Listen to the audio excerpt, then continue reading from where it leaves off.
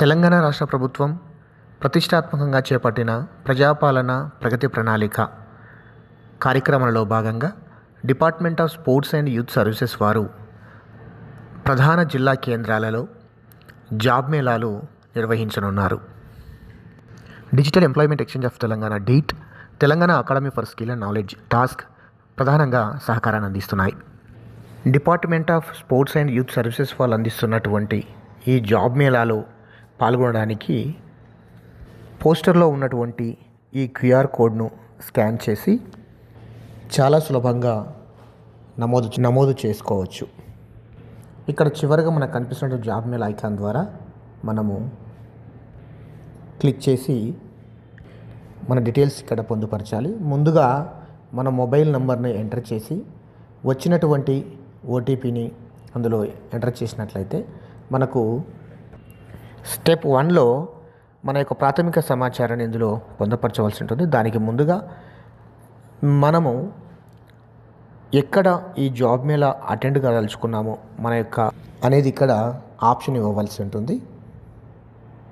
వ్యక్తిగత సమాచారాన్ని ఇక్కడ ఇవ్వవలసి ఉంటుంది. ముందుగా మన యొక్క పేరు, సర్నేమ్, తర్వాత email address, date of birth, gender, challenge అంటే ఏమైనా డిజేబిలిటీ ఉన్నట్టయితే ఇక్కడ మెన్షన్ చేయవలసి ఉంటుంది. అలాగే మన యొక్క సోషల్ స్టేటస్ ఇక్కడ ఎంటర్ చేయవలసి ఉంటుంది. తర్వాత లొకేషన్, బ్యాక్గ్రౌండ్ అన్నటువంటి స్టెప్ 2 ప్రాసెస్లో మన యొక్క నేటివ్ ఇన్ఫర్మేషన్ ఇవ్వాల్సి ఉంటుంది. ఇక్కడ వచ్చినటువంటి డ్రాప్ డౌన్ ఆధారంగా మన యొక్క జిల్లాను, సంబంధిత మండలానికి సంబంధిత గ్రామాన్ని ఇక్కడ డ్రాప్ డౌన్ ఆధారంగా మనం సెలెక్ట్ చేసుకోవాల్సి ఉంటుంది. సంబంధిత పిన్ కోడ్ నెంబర్ ఎంటర్ చేసిన తర్వాత స్టెప్ 3 విద్య మరియు అనుభవం యొక్క వివరాలను ఇక్కడ పొందుపరచవలసి ఉంటుంది. ప్రధానంగా ప్రస్తుతం చదువుతున్నటువంటి విద్యార్థులు మరియు పర్సూయింగ్ అన్నటువంటి ఫీల్డ్ ద్వారా ఇక్కడ ఇవ్వడం జరిగింది. ఇక్కడ ఎస్ నో అన్నటువంటి ఆప్షన్స్ ద్వారా మన యొక్క సమాచారాన్ని ఇక్కడ పొందుపరచవచ్చు. అదేవిధంగా హయ్యెస్ట్ క్వాలిఫికేషన్, నువ్వు పూర్తి చేసినటువంటి విద్యార్హత ఏది అనేది స్కూల్ నుంచి విద్యార్హతని ఇక్కడ పొందుపరచవలసి ఉంటుంది.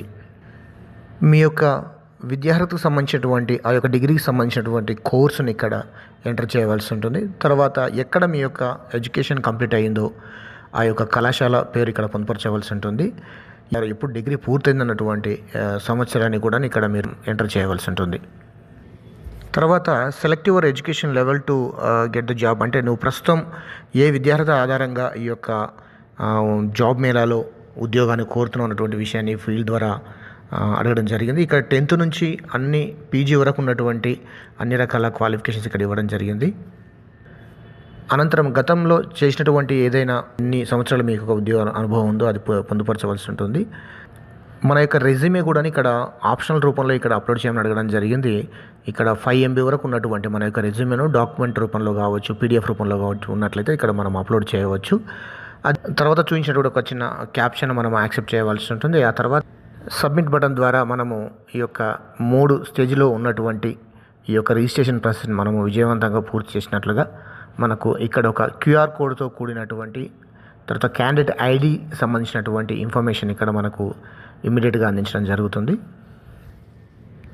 రిజిస్ట్రేషన్ ప్రాసెస్ తర్వాత మనము నచ్చినటువంటి జాబ్ను ఎలా అప్లై చేసుకోవాలి అన్నటువంటిది చూద్దాం. ఇక్కడ ఫస్ట్ స్టెప్లో ఒక steps to attend job Mela అని చెప్పేసి ఒక ముఖ్యమైనటువంటి ఒక 5 ప్రధాన విషయాలు ఇక్కడ అందించడం జరిగింది.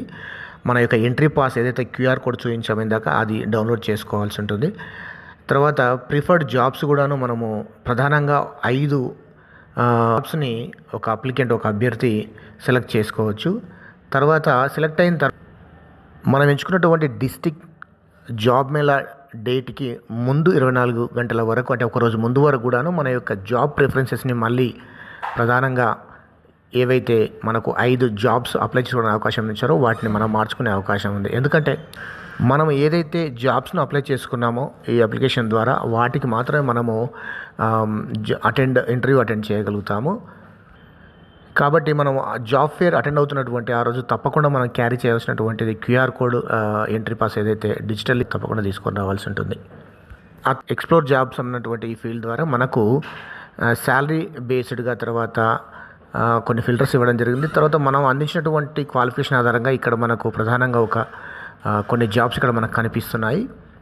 ఫీల్డ్ సేల్స్ ఎగ్జిక్యూటివ్ కావచ్చు, తర్వాత voice process and non voice process and chat process కావచ్చు, బీడీఏ లీడ్ జనరేషన్ కావచ్చు. మనము దీని డీటెయిల్స్ అన్నీ కూడా ఒకసారి ఓపెన్ చేసి చూసి కంపెనీ ఏంటి, శాలరీ ఏంటి, ఎన్ని వేకెన్సీ ఉన్నాయి, జాబ్ టైప్ ఏంటి, టైమింగ్స్ ఏంటి, తర్వాత మన రోల్ ఏంటి, మొత్తం పూర్తి వివరాలన్నీ చూసిన తర్వాత మనకు సూటబుల్ అనిపించినట్లయితే ఇక్కడ ఉన్నటువంటి ఐకాన్ ద్వారా అప్లై అని చెప్పేసి మనము ఆప్షన్ ఇవ్వడం జరుగుతుంది. అదేవిధంగా ఈ విధంగా కనిపిస్తున్నటువంటి ఇతర బీడీ కావచ్చు, తర్వాత ఫీల్డ్ అండ్ సేల్స్ ఎగ్జిక్యూటివ్ కావచ్చు, ఈ విధంగా మన లాగిన్లో కనిపిస్తున్నటువంటి మన క్వాలిఫికేషన్ ఆధారంగా కనిపిస్తున్నటువంటి ఏవైతే ఉన్నాయో అవి 3 జాబ్స్ని ఇక్కడ అప్లై చేయడం జరిగింది. వాటి వివరాలను కూడా ఇక్కడ కనిపిస్తాయి. కింద చూపిస్తున్నటువంటి ఐకాన్స్ ద్వారా కూడాను అప్లైడ్ జాబ్స్ కావచ్చు, క్యూఆర్ పాస్ కావచ్చు, హోమ్ కావచ్చు, ఈ విధంగా మన లాగిన్లో మన యొక్క వ్యక్తిగత సమాచారంతో పాటు మనం అప్లై చేసినటువంటి జాబ్స్, వాటి వివరాలు ఇవన్నీ కూడాను మనకు ఈ యొక్క అప్లికేషన్ ద్వారా అందించడం జరుగుతుంది. ఈ విధంగా department of sports and youth services వారు అందిస్తున్నటువంటి రాష్ట్ర స్థాయిలో నిర్వహిస్తున్నటువంటి ఈ జాబ్ మేళాలో కేవలం చాలా సులువుగా 3 పద్ధతుల్లో రిజిస్ట్రేషన్ ప్రాసెస్ పూర్తి చేసుకొని తమకు నచ్చినటువంటి జాబ్స్ను అప్లై చేసుకున్నటువంటి ఒక మంచి అవకాశాన్ని అందించడం జరిగింది. ఇది ఒక మంచి చక్కని అవకాశం.